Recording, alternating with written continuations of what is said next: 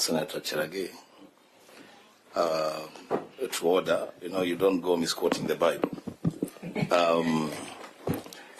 I know a friend of his who does that a lot of times.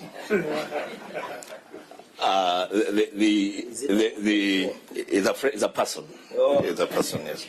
So the book that he's referring to is Deuteronomy 28:7. His one talks about enemies coming against you and God granting that they shall be defeated. And then he says they will come to you in one direction, but they will flee from you in 7 different directions. Amen. That's the context. Thank you, Chair. I must take a slightly different trajectory. First, to thank the Governor of Kitui for making that decision. Because, he has to make a decision anyway, to come or not to come, for making the decision to appear. And especially at such a time as this, when there is a lot of information out there of people rewriting the Constitution in a sitting, just a single sitting, to write the Constitution and give orders. I will thank him for choosing to come. To his credit, he has tried to appear before every committee of the Senate, a demonstration that he has respect for the institution of Parliament and for the Senate. Chair, the only thing that I want to hear my governor pronounce himself on is on the worth, what he thinks is the worth of the Senate of the Republic of Kenya, and especially in relation to allocation of revenues to counties and county governments. I say this, Chair, because these members here have gone through a lot of pain to push the national executive, first to kill the notion that the national executive can allocate any money to counties. You know that's a notion that all of us must do whatever we must do to kill. That the national executive is just allocated money in the same manner that we allocate money to counties. So the national government should never pretend to anyone that they have the power of the purse. They don't. They have no money to give. The money that they have is given to them by Parliament. So here we are, Governor. We try as much as we can to push the purse to counties, to county governments. But on the question of accountability, we have a big problem, a seriously big problem.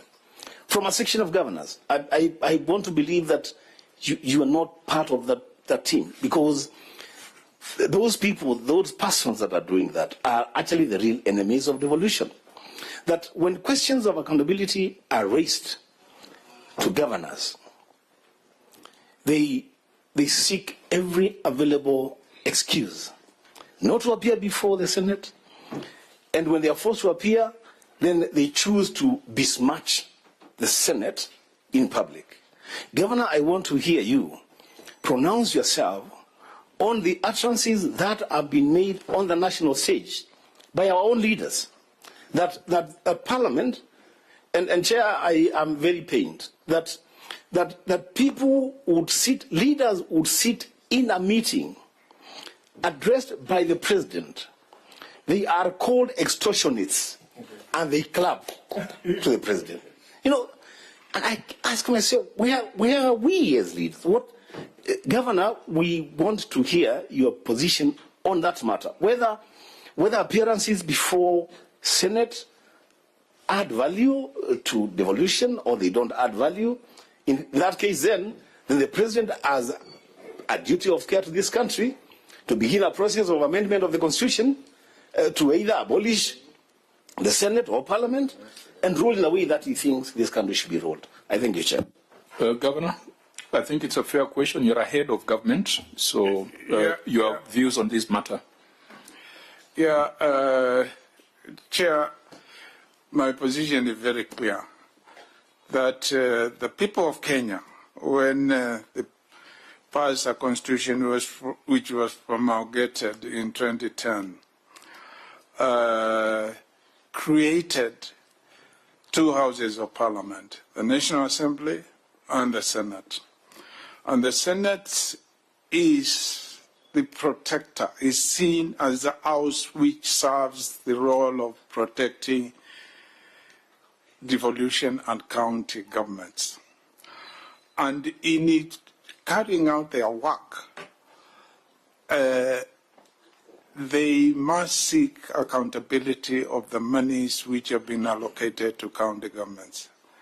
And they do that through inviting governors to come and discuss issues which have been flagged by the Auditor General.